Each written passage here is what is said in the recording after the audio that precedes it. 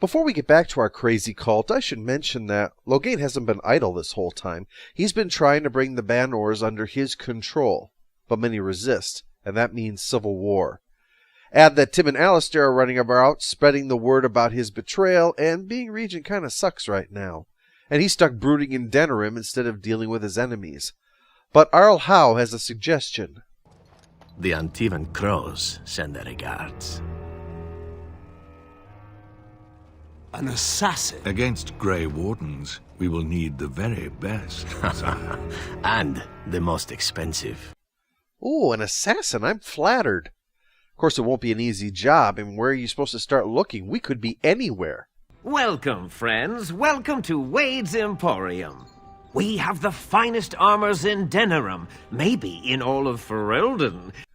As it happens, we're in Denerim, though, doing some light shopping. While cleansing the tower, we ran across a drake, and I figured, hey, waste not, want not. Wade is giddy with anticipation. Sadly, you don't have enough to make armor, but if you find more, and you must, come straight here. Oh, the things I could make with it. Well, we'll keep our eyes open, though it's not really in our hands. I don't know how that one wound up in the tower. I mean, they wouldn't even let Anders have a cat. Things pop up in the weirdest places, though. Oh, thank the Maker. We need help. They attacked the wagon. Please help us. That's suspicious. No one ever responds to the sight of Sten with happiness. They're always terrified. We soon discover why. The Grey Warden dies here!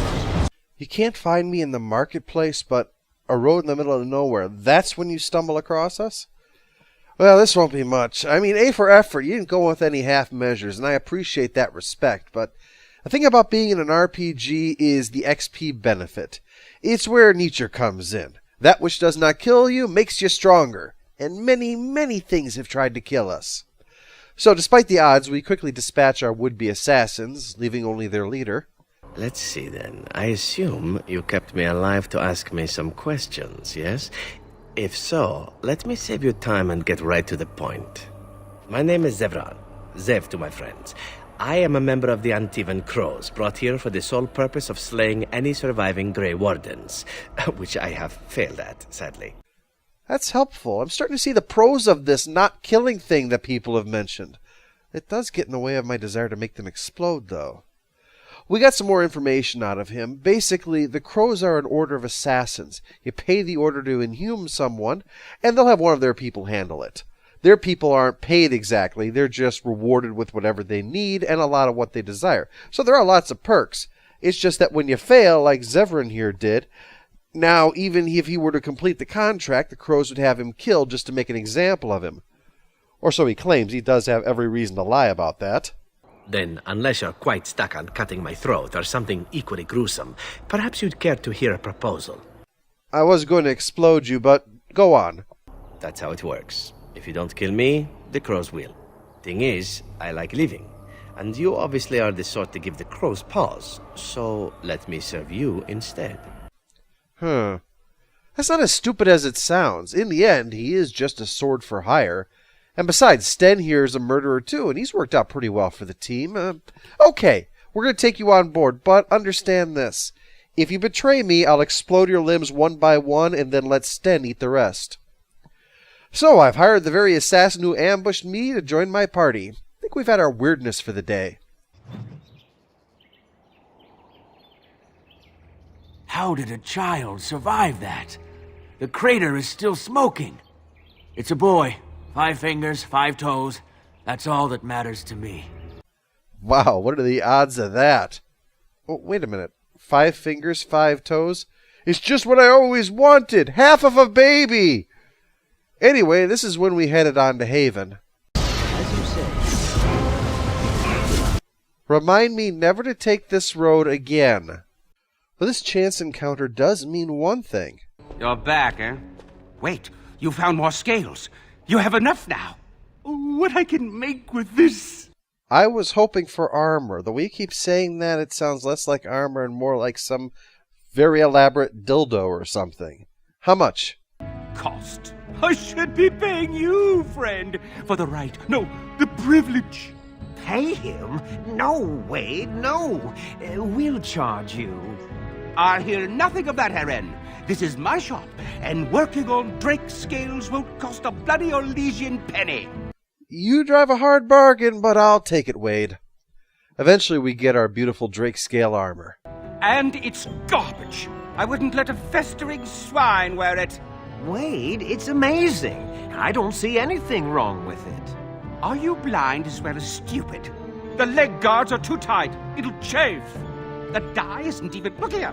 I see a splotch. It's garbage, I say.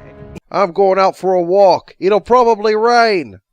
With new armor for our rogue, let's catch up with our heroes, who have left Haven for the Mountain Temple, and with Brother Genetivi's help, get the door opened. Lucky thing, because otherwise we'd have to resort to breaking it down or setting it on fire. We are not above doing that to historical treasures. Hell, if Andraste's body is intact, we will merrily burn it again just to get the ashes. We have a job to do, and as Sten has pointed out, these side quests are kind of getting in the way of that. I mean, the Archdemon isn't sending Darkspawn off on merry quests, is it? It says, burn things, and they giddily go off and set things on fire. Brother Genetivi gives us flowery warnings about the traps. After all, no one wants to hear Willie toiled for many a year to perfect the curious mechanisms that would send a sharpened spike up the arse of the unwary intruder. Willie better hope that doesn't happen, or I'll animate his bones just to kill him again. Speaking of which, this place is full of cultists that need a killing. These are the ones who know how to fight, too, not the mob that was in the Chantry. But still, that's... Wait, a Bronto? What kind of weird cult drags the Dragon Age equivalent of a rhinoceros up a mountain and into the remnants of an old temple? Am I going to find a shark flopping around on the floor in the next room? Is that it? You guys just went looking for dangerous things and put them in here? Yeah, this is why nobody trusts cultists. You guys pull crap like this. It gets worse as we go, but no problem, because so has my magic. Blowing people up is satisfying, but sometimes you just want more. So I've developed an attack I call the Nicolas Cage Cage. I surround my enemy with angry bees, leaving them trapped in a stinging galaxy while I pelt them with magic. Don't worry, I only use this against truly evil things, like mad cultists, darkspawn, the occasional drake. Huh. You must be kidding. We're done. No... Herren, more scales! But alas, not enough. Find more, and I'll happily craft another set. This time, I'll do it right. Please, in Andraste's name, don't come back. I am sick to death of drakes. That's disappointing, because we have another rogue, and Zevran probably needs that protection from the crows. An assassin is more a tactical choice than a lifestyle. Of course, the crows like to pretend that their abilities are trade secrets, shrouded in shadows and wrapped in a blanket of mystery. So let's just keep this between you and me, shall we? This will probably sound odd at first, but Zevran is the Juhani of Dragon Age. Both are characters you have the opportunity to kill before they join your party. Yes, you can kill many other members of your party at some point, but Zevran's the only one where you can do so because of what he was doing when you first met, not because they attacked you because you did something unthinkable, or you have in some way betrayed them. Like Juhani, Zevran was from a second-class race. Being an elf in a human city, that's no picnic, as we'll see eventually. Also like Juhani, he's an orphan. His mother left her clan for a city elf, only for him to die and her forced into prostitution. He obviously has no idea who his father is. And you don't have a quest to find him, don't worry. That would make finding a single sword in Ferelden look as easy as falling out of a boat while drunk. Finally, like Juhani, the death of his mother meant that he'd wind up on the slave auction block. While both would eventually wind up joining elite groups of warriors with a very specific code, Juhani would do so voluntarily while Zevran had that happen because they bought him and forced him to. Being a crow sounds glamorous. Well, being a crow sounds terrible, actually. Eating eyeballs, singing about flying elephants, having a severe phobia of clothing filled with straw. I meant being a member of the Antivan Crows sounds glamorous. They are dashing men and women with plenty of romantic options open to them. Their desires are often met. They're respected, admired, and feared. But as Zevran says, it's a gilded cage, and there's generally no retirement plan other than dying on a mission. He'd been looking for a way to leave the Crows for some time. Tim just gave him the chance. Zevran really appreciates this opportunity, so much so that he winds up making a move on Tim. But as we've established, Tim has a thing for Morgan, so that's out. It's fine, though. I mean, it's not like Dragon Age 2. Sure, it's the case of a male character hitting on the PC, and if refused, it results in a loss of loyalty from the character. Both games are the same in that way. But Dragon Age has a critical difference. At least you have the option to be polite about it to Zevran. Sure, there might be hurt feelings, so it's understandable there would be the loss of loyalty, but you have the chance to let him down gently. I appreciate that. That's the way to do it. Hawk, on the other hand, is so insensitive, he could only be more hostile if you had one of those placards saying God hates fags. Anyway, Zevran may want to leave the Crows, but it's mostly because he hates the restraint, not the killing part of it. He has some regret over killing the innocent in the course of his job, but mostly that's because it was bad luck or sloppiness, not because it was wrong. Zevran sees death as an inevitability, so if it happens sooner rather than later, that's just the way it is. Although, of course, he doesn't really have that attitude when it comes to his own life, hence why he made that offer. Zevran is as good as his word, too, dutifully following Tim into whatever danger arises, until one day there's a run-in with the Crows in a back alley in Denerim. I'm sorry, my old friend, but the answer is no. I'm not coming back. And you should have stayed in Antiva. With their deaths, it will be assumed back home that Zevran died with them, so as long as he keeps his head down, he should be free from the Crows forever. But there's something here with Tim that compels him to stay anyway, an opportunity for something that he never had before and he may never find elsewhere. You do seem to stumble onto treasure on a regular basis somehow. Well, it doesn't really matter why he stays. The point is that he's staying and contributing to stop the Blight and save the world. And do watch your back. No getting eaten, unless you think it's really important, of course. Upon returning to the temple, we discover that Drake was no accident. The cultists are breeding them. They're obviously some kind of dragon warriors, though what they have planned for these guys I can only guess. I do kill one of them who is wielding a sword specifically made for mages. So some of us can become arcane warriors, mages equipped with swords and armor, as well as the protection of magic. I have to put that idea aside for later on. Chicks dig the armor over the stupid robes and hat that I have to wear, but with a sword in your hand, it's hard to surround your enemies with swarms of bees. It's a tough call. Stop! You will go no further! If you approach, our dragons will blot out the sun. Then we'll fight in the shade. I am so stealing that! These are the disciples of Andraste, and they believe that she is back, because they are crazy people. Well, to prove how totally not crazy they are, though, they want me to find the sacred ashes and pour blood all over them. All three of my companions find this idea unthinkable. Leliana because of her devotion to the Chantry, of course. Wynne because the idea that Andraste is still alive is laughable. And Sten because dragon worship is not something that should be encouraged. So we continue our theme and fight the cult. Not really a surprise. Usually it's if you can't join them, beat them when it comes to cultists. But at last, the way is clear for us to finally get to the ashes.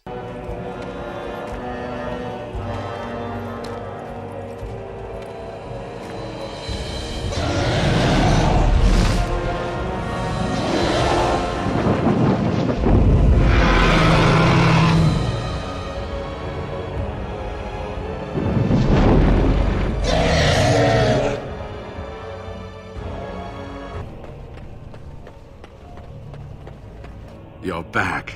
Have you reached the urn? No. We need to seriously rethink our strategy first, Brother Genitivi. This is going to be a tough one. The dragons we fought up until now haven't been anything like this. We're going to need an edge.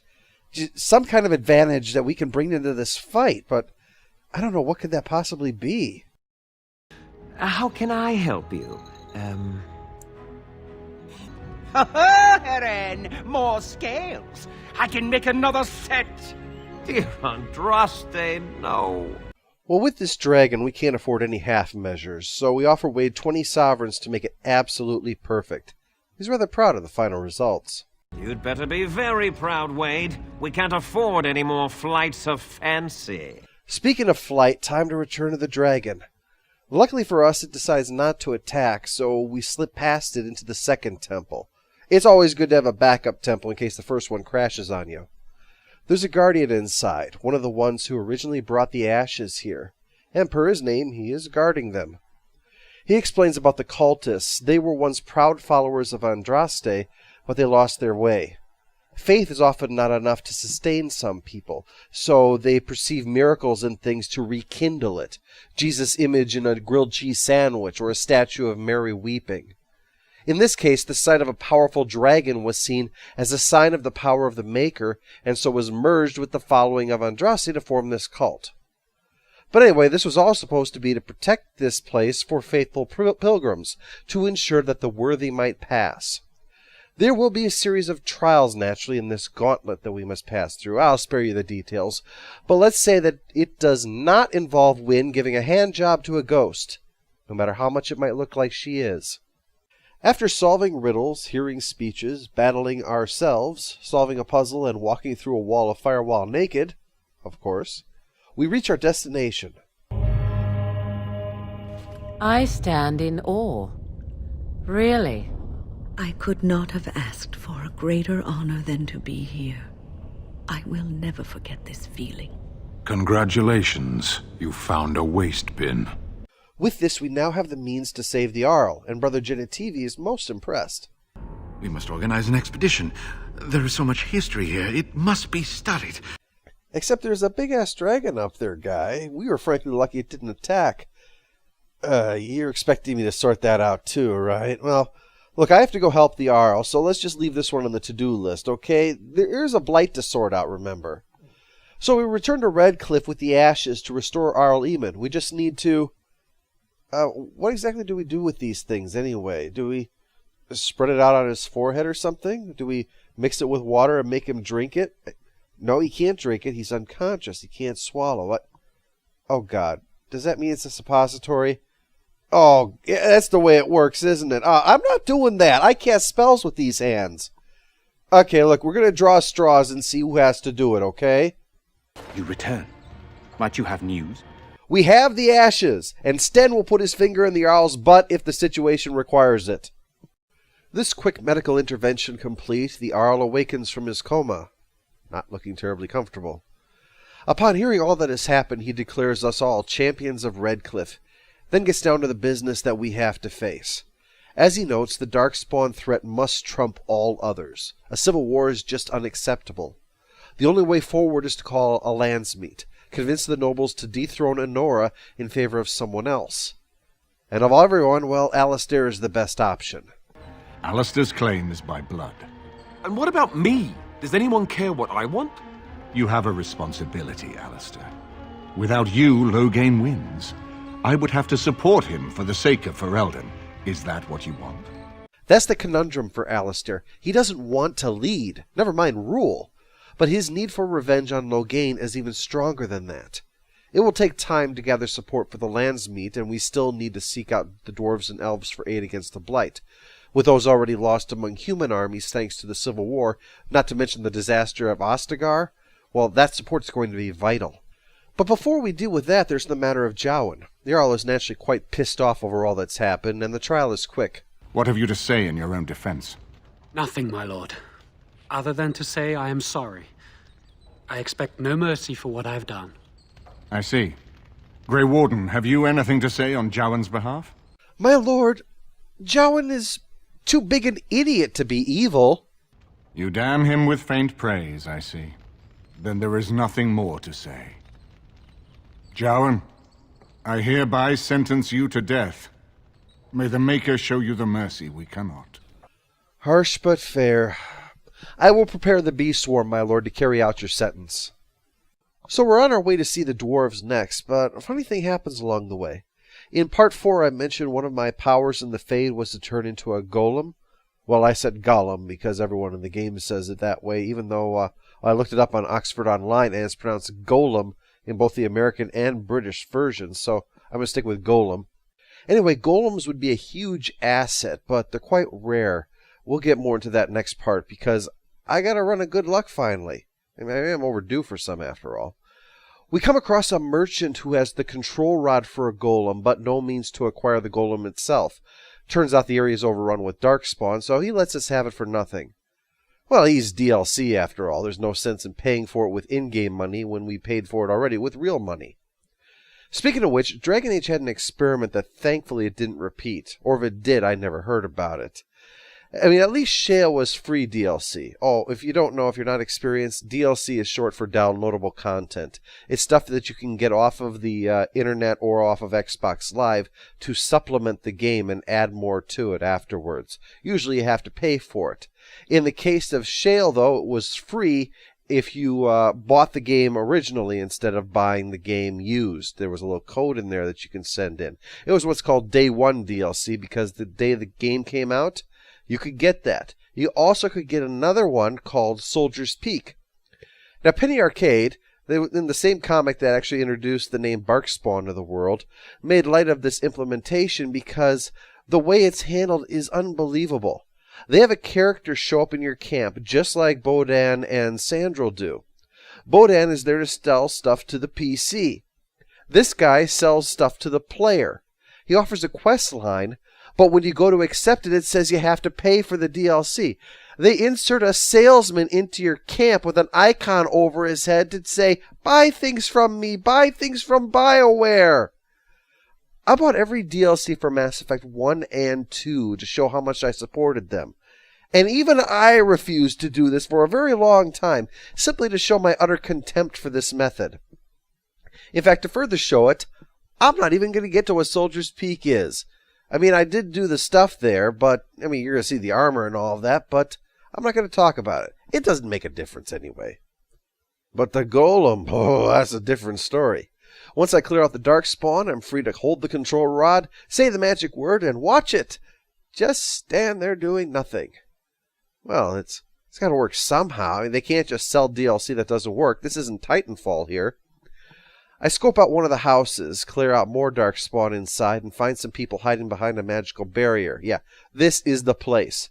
Somebody who has that kind of magic probably knows about a golem that's 20 yards from their front door. Of course, even though we've saved them from the darkspawn, that's not enough to help us. We have to go get the guy's daughter from deeper into the place, where she's been bewitched by a desire demon that has taken the form of a cat. Now you might say, aha! See, it's chosen to be a cat. Therefore, it probably just appears in an appealing form to whoever it's trying to deceive. So the reason it was a voluptuous woman was because it was talking to Tim, and it was talking to that Templar. If it was talking to a woman, it probably would appear as a sexy guy, right? Wrong. Nope, it is that shape by default, even if you play as a female character. So, yeah, boobs sell games. I'm not defending it, I'm just noting it. Anyway, we have to deal with this desired demon, and to do that, first we have to solve this annoying puzzle, made all the more frustrating because as you're trying to move these damn tiles around the place, the girl just won't shut up. She keeps babbling stupid shit at you over and over again. But despite that, I choose to free her anyway. Then I destroy the demon, get the magic wand from her dad, and finally free to get my gold.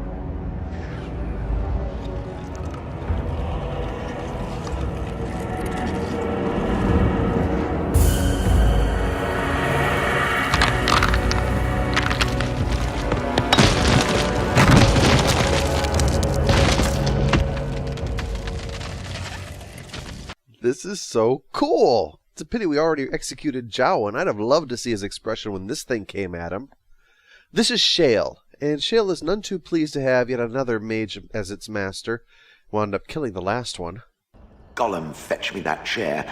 Do be a good Gollum and squash that insipid bandit. And let's not forget, Gollum, pick me up. I tire of walking. Shale's luck has turned around, though. The control rod doesn't seem to be working, so Shale is no longer compelled to obey. Which is probably for the best. We learned in Summoning 201 that if you can persuade a creature to do your bidding instead of presuming it, then you won't face an ironic reversal if something disrupts the spell. Sounds like the last master forgot about that one.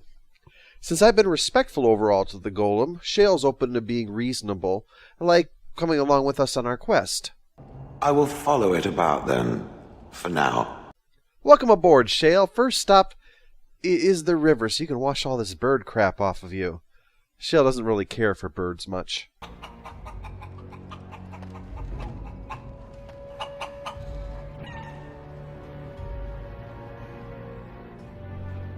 Well, now that we've got Shale, we need to get back to the threat. There's already fighting amongst the Ferelden forces, and the innkeeper says there's even more fights taking place. Entity, if I may, Master. Rather than strain my circuits on his dialect, might we just assume there was much fighting over who has the biggest bantha and move on to more recent things? Yeah, you do get the gist of it. We have to sort this out quick. But there is the matter of the dragon. With a golem by our side, we stand a good chance of fighting that, and if we did that, that should get the support of the Chantry on our side, to give them access to the Urn of Sacred Ashes without pilgrims being devoured. It's a very, very tough fight, a reminder of the ultimate threat we'll face when it comes to the Archdemon. But through strength and coordinated efforts, we slay the great beast, and the way is clear, not just here, but the path ahead. I know now that there is only one thing I must do, and without delay. You just don't know when to quit! Why so glum, Eren? Today is a glorious day. Today I make dragon scale armor. I hate my life.